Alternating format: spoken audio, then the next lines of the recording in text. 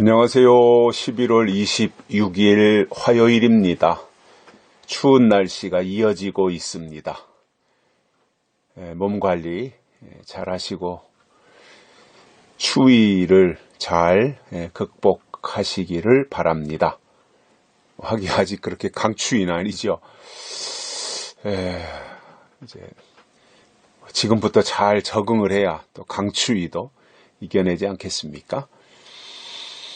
제가 며칠 전에도 말씀을 드렸지만 겨울은 준비해서 이긴다 그랬습니다. 의미가 있다 그랬죠.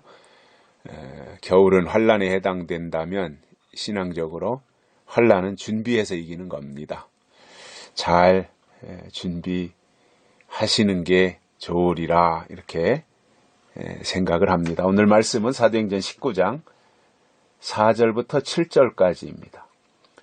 바울이 가로되 요한이 회개의 세례를 베풀며 백성에게 말하되 내 뒤에 오시는 이를 믿으라 하였으니 이는 곧 예수라 하거늘 저희가 듣고 주 예수의 이름으로 세례를 받으니 바울이 그들에게 안수하매 성령이 그들에게 임하심으로 방언도 하고 예언도 하니 모두 12사람쯤 되니라. 아멘. 자, 어제에 이어서 말씀을 드리는데, 바울이, 제자들을 만나서 성령을 받았느냐 했을 때, 성령이 있다는 것도 듣지 못했다. 그러면 내가 무슨 세례를 받았느냐 하니까 요한의 세례다. 이렇게 말씀을 드렸어요. 요한의 세례는 물 세례를 말하는 거예요. 그리고 나서 이제 바울이 그들에게 다시 그 요한에 대한 설명을 하면서 요한의 설교의 핵심이 요한이 물론 물세례를 베풀었지만 뭐 그게 그의 요한의 사명이었으니까 그러나 이 요한이 물세례를 베풀고 또 요한이 활동을 하면서 그가 말한 핵심이 뭐냐면 내 뒤에 오시는 이를 믿으라. 이렇게 말한 거예요. 내 뒤에 오시는 이. 그러니까 이 세례 요한이 물 세례를 줬지만 이 세례 요한은 자기가 주인공이 아니라 자기는 주인공의 길을 앞에서 예비하는 사람이고 나는 그의 신발끈 풀기도 감당치 못하는 사람이기 때문에 다만 나는 내 뒤에 오시는 분에 대해서 한 발 앞서서 그분을 소개하는 일을 한다. 그러니까 내가 증거하는 것은 내 뒤에 오실 분을 소개하는 것이다. 이게 요한의 사명이에요. 진짜 제대로 깨닫고 잘 감당하고 있는 거잖아요. 우쭐하지 아니하고. 예를 들어서 왕을 태우고 가는 말이 자기 등에다가 지금 왕을 태우고 가요. 사람들이 막 환호해요. 왕이 지나가니까 막 박수치고 환호하고 왕이여 만세수를 하옵소서 이러면서 막 이제 환호할 때 이 말이 임금님을 태우고 가다가 말이 자기 등에 타고 있는 임금님 때문에 백성들이 저렇게 환호하고 갈채를 보내고 응원하고 하는 건데 이놈의 말이 분수도 모르고 우쭐해가지고 백성들이 자기한테 박수를 치는 줄 알고 있다면 그것은 완전한 착각이죠. 그죠? 세례 요한은 자기의 역할을 알았어요. 나는 내 뒤에 오시는 분에 대해서 사람들에게 설명하고 소개하고 안내하는 일을 하는 것이다. 이것을 알았던 거예요. 역할에 충실했던 거지요. 그러면서 그는 내 뒤에 오실 리가 있으니 그는 하나님의 아들이시다. 독생자시다. 이제 그분을 믿어야 된다. 이 말을 한 거예요. 그러니까 내 뒤에 오실 리가 있다는 거죠. 오실 때가 있다는 거죠. 그분이 오실 때는 그분을 믿어야 된다. 나는 그분보다 앞장섰지만 이제 내 뒤에 그분이 오신다. 그때는 그를 믿어라. 예언을 말한 거예요. 예언. 세례 요한은 내 뒤에 오실 예수 그리스도에 대해서 예언한 겁니다. 이게 설교입니다. 예언이 포함되어져야 설교입니다. 예언은 이루어질 일입니다. 이루어진 것은 예언이 아닙니다. 앞으로 이루어질 것, 될 일, 이것이 예언입니다. 그래서 요한계시록이 예언이지요, 우리에게. 자, 세례 요한은 내 뒤에 오실 예수를 예언한 거예요. 그리고 그분을 믿으라고 했어요. 내 뒤에 오실 이가 예수라고 정확하게 설명을 한 겁니다. 역할에 충실했던 거예요. 그랬더니 그 말을, 사도 바울이 하는 말을 그 사람들이 듣고 예수의 이름으로 세례를 받았어요. 이게 성령 세례죠, 그죠? 예수의 이름으로 세례를 받았어요. 물 세례는 이미 앞에서 받았잖아요. 요한의 세례로다. 요한의 세례로다. 그렇게 했던 사람들이 이제 사도 바울을 통해서 내 뒤에 오실 이가 있다. 그분이 예수다. 이렇게 말하는 것을 듣고는 예수의 이름으로 세례를 받았어요. 멋진 일이죠. 이게 단계입니다. 순서가 있는 거예요. 그리고 바울이 그들에게 안수하매, 성령 세례를 하는 거죠. 안수했더니 성령이 그들에게 임했어요. 성령 세례를 받은 거죠. 멋진 일이잖아요. 그죠? 성령이 임하신다. 최고잖아요. 이 일이 일어나고 있죠. 안수할 때 성령이 임하니까, 성령이 임한 증거가 뭐로 나타났어요? 방언도 하고 예언도 했다는 겁니다.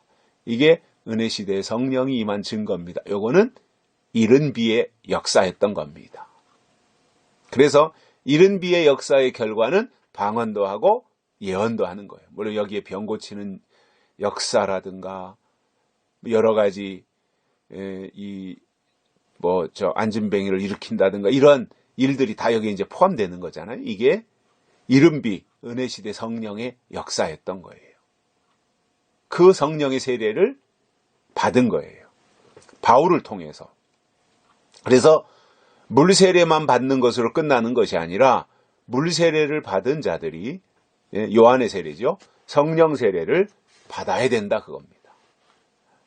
그래서 사도행전에서의 사도 바울을 통해서나 또는 베드로를 통해서나 또는 빌립을 통해서나 이렇게 나타났던 역사는 성령의 역사입니다. 사도행전은 성령이 어떻게 역사하셨는가 이것을 설명하는 것이 사도행전이에요. 그래서 우리가 이 시대에도 성령의 세례, 즉 성령의 충만함이 우리에게 있어야 돼요. 그러면 충만이라는 것이 뭐냐면 넘치는 거잖아요. 차고 넘치는 거. 어떻게 해야 차고 넘쳐요? 은혜 위에 은혜가 임해야 되는 거. 이게 진리예요. 은혜 위에 있는 은혜가 진리예요. 그래야 차고 넘치는 거예요. 은혜는 채워지는 거예요. 넘치는 것, 충만해서 넘치는 것은 진리의 역사예요. 이게 늦은 비예요. 근데 이른 비 성령의 역사는 방언도 하고 예언도 하고 이런 나타나는 역사였다면, 늦은 비 성령의 역사는 뭐예요? 영을 분별하는 거예요. 말씀으로 채워져서 영을 분별하는 거예요. 이게 늦은 비 성령의 역사입니다. 하나님은 우리를 그곳으로 인도하시려는 거예요. 어린아이의 일을 벗어야 됩니다. 그렇기 위해서는. 어렸을 때는 말하는 것이 어린아이와 같고 생각하는 것이 어린아이와 같았는데 장성한 사람이 되어서는 어린아이의 일을 버렸노라. 이게 늦은 비 성령을 받은 사람들의 고백인 겁니다. 내가 이른 비 성령을 받았을 때는 예언도 하고 통역도 하고 또는 방언도 하고 했는데 내가 늦은 비 성령을 받고 나서는 하나님이 주신 말씀을 통해서 영을 분별하게 되었습니다. 이러한 고백인 거죠. 그게 지금 사도행전 19장에 나타나는 바울을 통한 역사인 거예요. 그래서 성령의 세례를 받고 방언도 하고 예언도 하는데 그들이 몇 명이었느냐? 7절에 보면 모두 12사람쯤 되더라. 이렇게 설명하고 있습니다. 12사람쯤 되더라.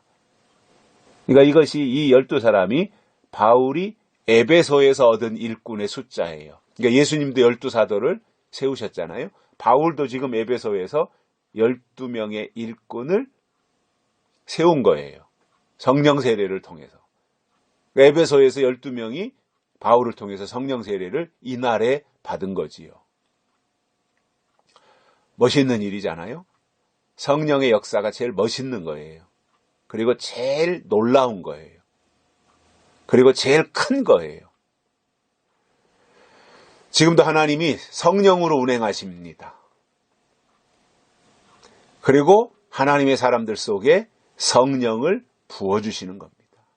근데 그 성령은 어떻게 임한다고요? 약속의 말씀을 통해서 분별의 영으로 임하는 것이다 라는 거예요. 그러니까 차원이 달라지는 거예요. 옛날 방식만 고수하려고 하면은 그것은 옛날 사람이고 뒤처지는 사람입니다.